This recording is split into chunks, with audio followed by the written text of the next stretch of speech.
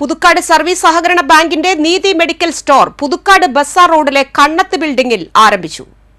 പുതുക്കാട് ഗ്രാമപഞ്ചായത്ത് president K M. Baburaj ഉദ്ഘാടനം നിർവഹിച്ചു.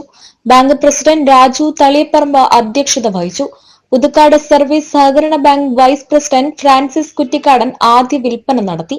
പുതുക്കാട് സർവീസ് സഹകരണ bank director Jojo Kuttikkadan, block panchayat അംഗം സതി സുധീർ, പുതുക്കാട് പഞ്ചായത്ത് വൈസ് പ്രസിഡന്റ് ഷൈനി ജോജു, പഞ്ചായത്ത് അംഗം ഷാജു കാളിയങ്കര, പുതുക്കാട് വനിതാ ബാങ്ക് പ്രസിഡന്റ് രജനി സുധാകരൻ, മുൻ ഭരണസമിതി അംഗം വി കെ വേലിക്കുട്ടി, മുൻ bank secretary M K Narayanan, bank secretary K V Anitha എന്നിവർ പ്രസംഗിച്ചു.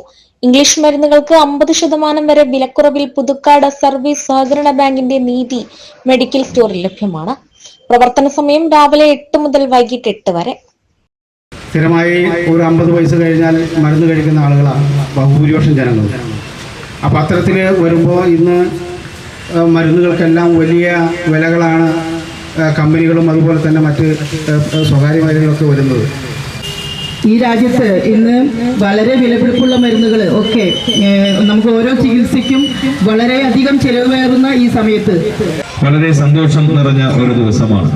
കാരണം നമുക്കറിയാം, നമ്മുടെ ഒരു നീതി മെഡിക്കൽ സ്റ്റോർ തൊട്ടപ്പുറത്ത് നമുക്കവിടെ പ്രവർത്തിച്ചുകൊണ്ടിരുന്ന നല്ല രീതിയിൽ ആളുകളുടെ സഹകരണത്തോടു കൂടി തന്നെയാണ് പുളിക്കൻ ബിൽഡിങ്ങിൽ നമ്മുടെ സ്ഥാപനം വളരെ നല്ല രീതിയിൽ പ്രവർത്തിച്ചുകൊണ്ടിരുന്നു. മെഡിക്കൽ ഷോപ്പ് കൂടുതൽ സൗകര്യപ്രദമായി ബസാറോഡിക്ക് മാറുകയാണ്. ബ്രാൻഡഡ് കമ്പനികളുടെ മരുന്നുകൾ മാത്രമാണ് ഇവിടെ വിറ്റുവരുന്നത്.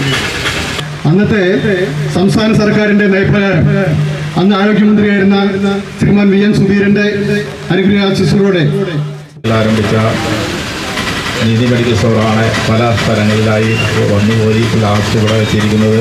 തീർച്ചയായും അന്നത്തെ പോലെ തന്നെ പാർക്കിംഗ് സൗകര്യം കുറച്ച് കൂടുതൽ തന്നെയാണ് മുൻ സ്ഥലങ്ങളിൽ ഇരുന്നതിന് വിപരീതമായിട്ട്.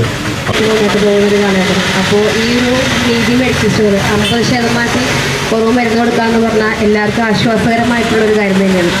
ഇവിടെ ഒരു മെഡിക്കൽ ഷോപ്പ് ആദ്യം ഉണ്ടായിരുന്ന കാര്യം പലർക്കും അറിയായിരുന്നു.